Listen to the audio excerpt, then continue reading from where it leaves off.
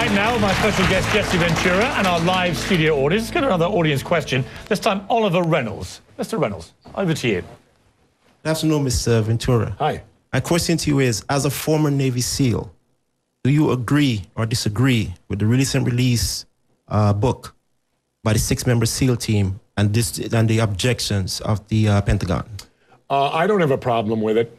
The op was over a year ago, and I feel I have a right to know what went on because our entire military is paid by my tax dollars, and I believe I have every right to know what they spend my tax dollars on. And I also would like to hear from boots on the ground. I don't want to hear from the media what happened in the op. I don't want to hear from bureaucrats in Washington what happened on the op. I would like to hear from boots on the ground, somebody that was actually there, so that I can make a determination. But how does it help, Jesse, if, I mean, my brother's a British Army colonel and has done tours of Afghanistan, Iraq and so on. Sure. How does it help operationally if all the guys around are all wondering who's going to put this in a book? I mean, surely they all sign up, don't they, to not write about their experiences? Well, he's out now. He's a civilian now. And I just, you know, to me, he has the First Amendment rights, or he should have them. If he's not giving away anything that's listed under national security or that could affect anyone in the future operations, I say, why not? Like I said, I'd like to hear from boots on the ground what actually happened there, not some fragmented story that comes out of Washington telling me what happened. So I don't have, and besides, you, the media, and the SEALs themselves have allowed themselves to become like the Green Berets in the 60s and 70s now. I don't like the fact that you even know we exist, because back in the 60s and 70s, nobody even knew who we were. Well, that's out of the bag now. Hollywood's made plenty of films. You've had my friend Dick Marcinko, who created SEAL Team 6. He's written a half a dozen books. So if the creator of SEAL Team 6 can write books about what they do, what the heck? If he doesn't put in jeopardy anyone, why is our government so up in arms about that he does this? What we're all agreed on is that the death of Osama bin Laden was a good thing. But be honest, is America any safer now than it was when he was killed? Or from all we're seeing now in the Middle East, all the uprisings, all the kind of reverse Arab Spring, if you like, are you concerned that it may be a hornet's nest is getting out of control? No, because I think that lots of times these uprisings are orchestrated. I believe in the works of Colonel L. Fletcher Prouty when he said, nothing just happens, everything is planned. I truly believe that. And so these uprisings that are happening right now, we don't know really who's behind them. They could be our own CIA helping to do it. Right, well, who knows? But did we know who we were backing? I mean, that's one of the key questions. Backing at what? Well, in Libya, in Egypt. I have no idea. All these countries. When you oppose a Mubarak or a Gaddafi or so on, did we really know who these rebels were? And are we now perhaps seeing the results of not knowing too well who they are? We're here wanting to give democracy to people who have lived, in my opinion, in the Stone Age. I think the bigger question to ask is, here we go, another religious war. Because most every war that happens on this planet is due to the fact of religion. One religion doesn't like the way another religion worships God, so we're going to kill you.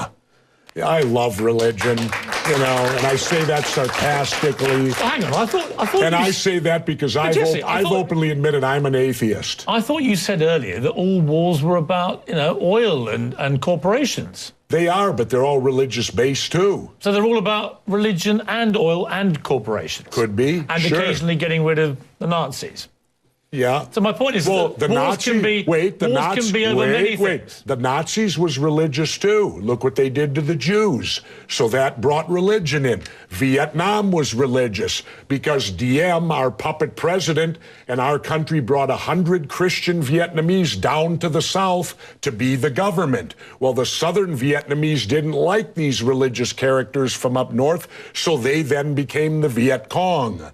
So All wars, pretty much, in my lifetime have had some religious basis, but certainly big business gets in there because wars are very profitable to certain big businesses. And, of course, big business needs to be in the Middle East so that we can get the oil out of the Middle East, so we can get the lithium out of Afghanistan. You know, they discovered a vein of lithium there they say is worth $1 trillion. Well, what is lithium used for? Every cell phone, computer, and soon to be electric cars. Let's talk about why we're really there. We're not there. How does any of these wars affect our freedom in any way? The United States is not in any threat. They're not going to do a Normandy invasion on us, Al-Qaeda in Virginia. Yeah, but hang on, you're being slightly naive, aren't you? Because I'm not being naive, sir. I think you are being naive. No. Because I think that it's clear one of the main reasons that America went into Afghanistan was to try and get Al-Qaeda dismantled, the organization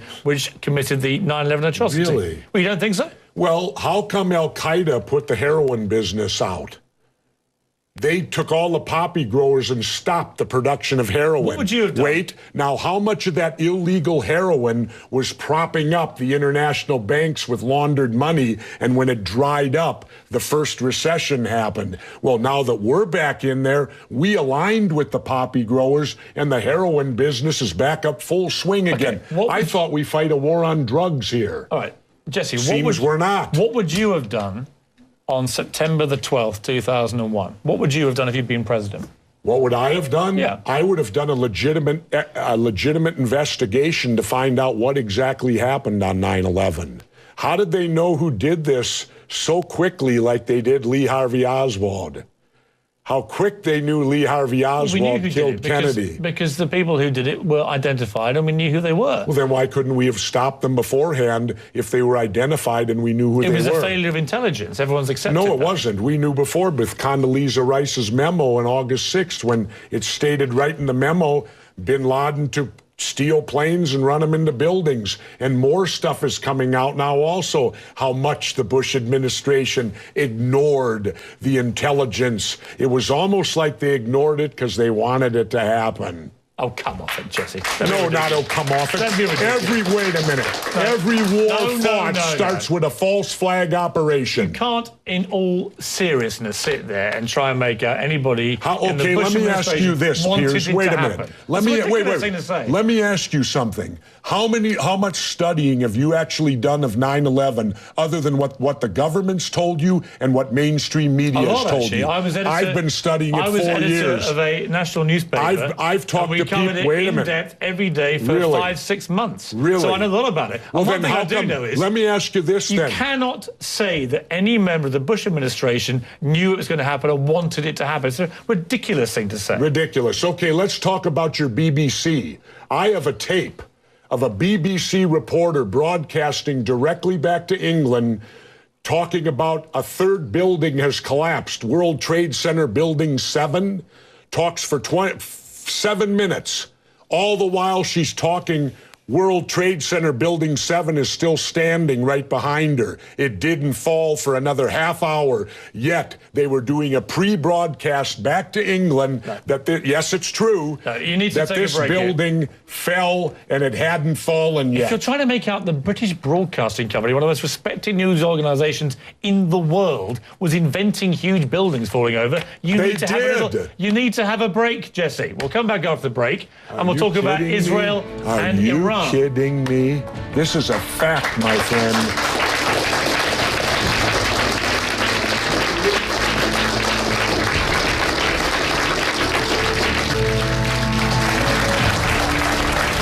Back with Jesse Ventura live along with our studio audience. We left a fairly heated debate about various theories that you have about 9/11 and so on. Let's move on to... and the government only has a theory. Right, well, the government has No, this is a theory. Their theory is 19 Islamic radicals armed with box cutters defeated our multi-billion-dollar air defense system, all while conspiring with a bearded guy in a cave in Afghanistan. That is exactly what happened. That's their theory. No, that's not a theory, it's a fact. That's their theory. No, Jesse, that's it's a fact. That's what happened. Really? Yes, I'm sorry to kill your conspiracy theories, but that is what happened. Then why haven't anyone been brought up for trial? Because they haven't given one shred of evidence in a trial. In case you missed the story. Well, then what do we got all these guys in Gitmo for? And we got the supposed confessor to it, who they waterboarded 180 times to get the confession. Got news for you, Piers. If they waterboarded you 180 times, you'd confess to it. See, now you're missing the point.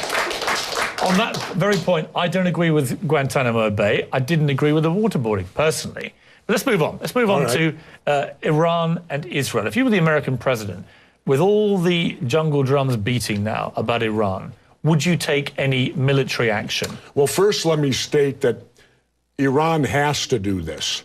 Because if you notice, the United States doesn't mess with any country that's got nuclear capabilities. They only mess with countries that don't. So all countries that don't have it strive to get it because it's a safety mechanism to have it. So of course Iran's going to try to get the stuff. Should they be allowed to have it? Should they be allowed to? I don't know. Well, yes or no? I don't know. You're a man of opinions. No, I don't. You may be running for office. You're entitled to know what you think. Not right now. You don't. I need to study it more. How very I need convenient. To look. Yes, it is very convenient. So you know about everything that happened before 9/11, but right now, when you have Iran potentially nuking itself up, you don't have an opinion. Well, let's leave that up to the nuclear inspectors that go in there. They will tell us whether they're nuking it up before you decide to bomb them.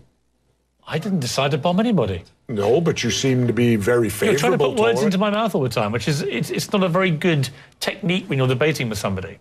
Just stick to facts. How many political offices have you held? None. Then don't tell me how to debate, because I've held 2. Oh, I've debated many times. But you've never won an election where a debate was required. I think you make some very sensible points, and you make some crackpot points. That's your opinion? Yes. How many people here think I make crackpot points? Yeah. 1. How many think I make sensible points? You're in a minority, my good friend. You're the minority. I said you made some sensible points. Let's go to another audience question from Jared Grossman. Ask your question, Jared.